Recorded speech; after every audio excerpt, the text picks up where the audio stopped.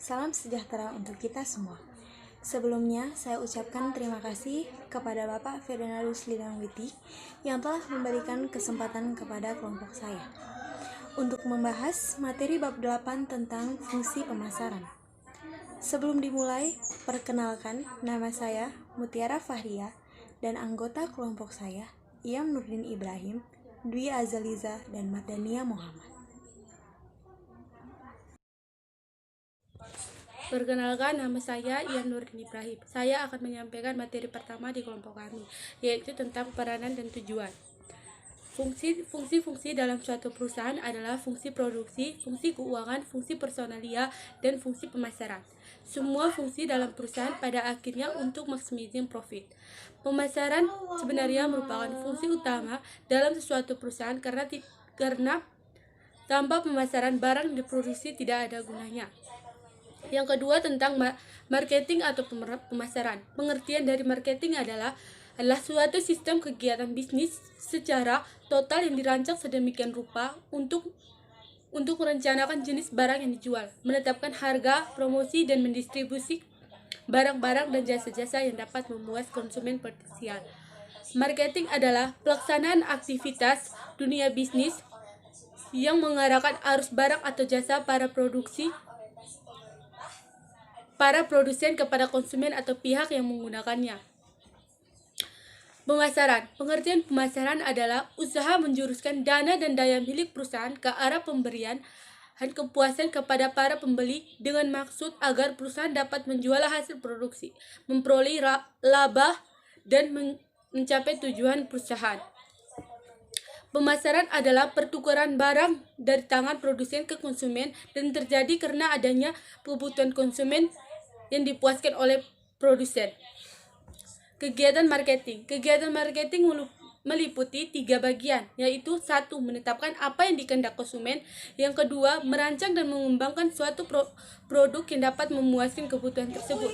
Yang ketiga, menentukan cara yang terbaik mengenai penetapan mutu, penetapan harga tepat, promosi, dan mendistribusi produk yang sesuai. Marketing yang dikatakan berhasil apabila dengan maksimum volume penjualannya menguntungkan dalam jangka waktu yang panjang. Oleh karena konsumen tersebut dipenuhi kebutuhan dalam rangka untuk memperpanjang usaha-usaha marketing yang telah dilakukan. Yang kedua, marketing atau pemasaran sering dianggap sama dengan berbagai istilah seperti selling, merchandising, dan distribution. Ketiga ini mempunyai pengertiannya masing-masing, yaitu 1. Selling. Selling adalah sebagian dari promosi. Kedua, merchandising adalah perancangan produk, yakni perusahaan berusaha merencanakan produk atau jasa yang paling tepat pada harga yang tepat dengan pengepakan yang tepat, warna, serta ukuran yang tepat. Yang kedua, distribution. Distribution adalah saluran distribusi, yaitu menyampaikan barang ke pasar atau pada konsumen yang akhir. Sekian terima kasih dari saya. Materi yang akan dilanjutkan oleh teman saya yaitu Mardania Muhammad. Saya Mardania Muhammad. Saya akan melanjutkan materi dari teman saya Iyam Nurdin Ibrahim tentang marketing. 1. Memusatkan perhatian pada pemenuhan kebutuhan konsumen.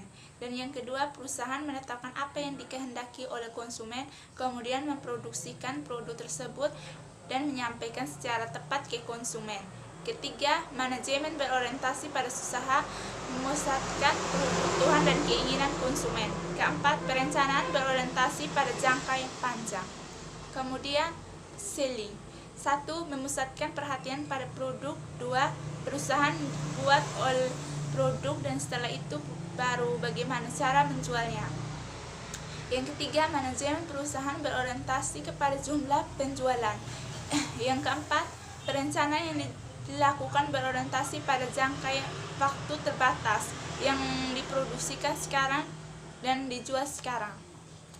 Dan kemudian konsumen terdiri dari bagian berikut tentang ketenagangan, motif dan keinginan, kebutuhan konsumen, keputusan membeli, dan terdiri dari faktor-faktor yang berikut, faktor internal dan faktor eksternal. Faktor-faktor internal yang lain, informasi, personality, sikap, nilai. Kemudian faktor-faktor eksternal, faktor-faktor pemasaran, dan faktor-faktor lingkungan. Kemudian lingkungan pemasaran. Yang pertama, 1. Lingkungan sifat kompetisi. 2. Lingkungan ekonomi umum. Yang ketiga, tersedianya supply. Dan keempat, lingkungan internal perusahaan. Kelima, kebijakan ekonomi pemerintahan. Keenam, kebijakan non-ekonomi pemerintahan. Ketujuh, lingkungan teknologi. Kedelapan, lingkungan kultur. Kesembilan, lingkungan hukum dan politik. Dan yang ke-10, lingkungan etika dan sosial. Kemudian bauran pemasaran yang terdiri dari 4, yaitu production, research, promotion, price. Dan yang berikut produk, jenis-jenis produk yang terdiri dari 4, yaitu barang konvensional, barang shopping, barang spesial, dan barang istimewa. Nama saya Dwi Azaliza dan saya akan melanjutkan materi dari teman saya Mardania Muhammad. Dan materi yang akan saya bawakan adalah harga. Ada beberapa tujuan penentuan harga. 1. Orientasi keuntungan. 2. Orientasi pangsa pasar. 3. Orientasi pesaing. 4. Orientasi pembeli. 5. Orientasi pemerintah. 6. Orientasi produk. Dan yang terakhir, orientasi saluran dan promosi. Faktor yang perlu dipertimbangkan dalam penetapan harga. 1. Menentukan tujuan penetapan harga. 2. Estimasi jumlah permintaan terhadap produk. 3. Estimasi harga pokok produk. 4. Analisa perubahan harga dari pesaing.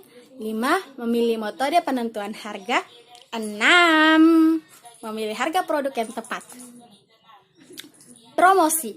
Bentuk-bentuk utama dari komunikasi pemasaran. 1. Penjualan pribadi atau personal selling. 2. Periklanan atau advertising. 3. Promosi penjualan atau sales promotion. Place. Jenis-jenis saluran distribusi. 1. Pabrikan langsung ke konsumen. 2. Pabrikan ke pengencer, independen terus ke konsumen. 3. Pabrikan, grosir, pengecer, konsumen. 4. Pabrikan ke chain store. Terima kasih. Sekian dan terima kasih pembahasan dari kelompok kami. Kurang dan lebihnya mohon dimaafkan. Wassalamualaikum warahmatullahi wabarakatuh.